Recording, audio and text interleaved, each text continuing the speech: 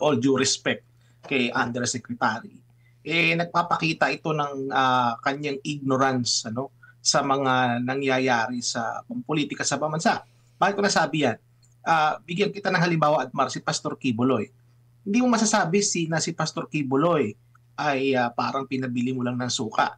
Can you imagine, Admar, using yung idiom nila na yan, or yung parang figure of speech, sinasabi kahit na si Pastor Kibuloy nakapiit, meron na kagad siyang mga panukalang batas. Di ba?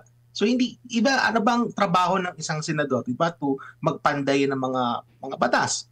Si Pastor Kibuloy, may ang dami na kagad mga proposal, mga panukalang batas, mga plano, vision para sa bansa. So yung mga ganong klaseng kandidato, masasabi mo ba na mga kailangan pa ng kumbaga parang maging intern muna sa Senado, mag-practice muna? Hindi, dahil hindi pa man naluluklok si Pastor, he's already doing the work of a senator, no? In contrast, doon sa side naman ng administration, hindi ko na babanggitin, mayroong mga kandidato doon na bagamat na mga matatagal na ng mga senador, pero masasabi natin na mga wala silang alam sa pagpapanday ng batas.